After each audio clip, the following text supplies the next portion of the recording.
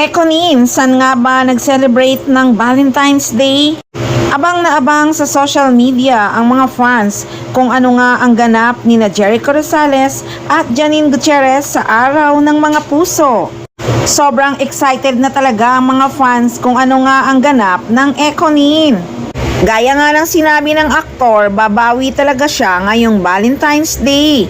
Kasi nga last year sobrang busy daw talaga siya. Yeah. Wala ako last year eh. Wala ako last year kasi nasa work ako. Kaso ngayon babawi ka ng Babawi. What are Surprises syempre, pero siguro kami dalawa lang. Para walang distractions.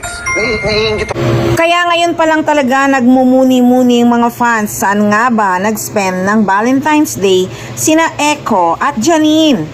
Excited silang malaman kung ano nga ba yung surprise na yon na silang dalawa lang.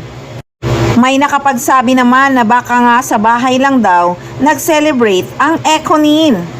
May natandaan nga kasi akong sinabi ni Janine Gutierrez noon na nagiging homebody na nga daw siya ngayon at mas gusto niyang mag-date sa loob ng bahay. With Eko ha, date nga eh.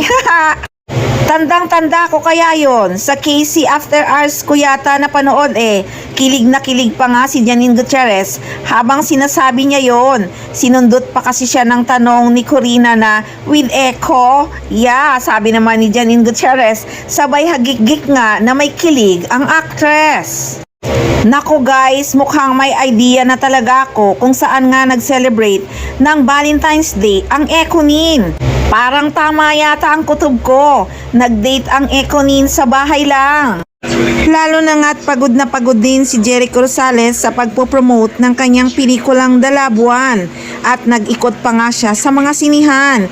Syempre, hindi nalalabas ng bahay si Eko. Kayo guys, tingin nyo, di ba tama ako? Sa loob lang ng bahay, nagstay ang Ekonin para mag-celebrate ng Valentine's Day. Yung silang dalawa lang, walang distraction. Hahay, nako, kilig naman.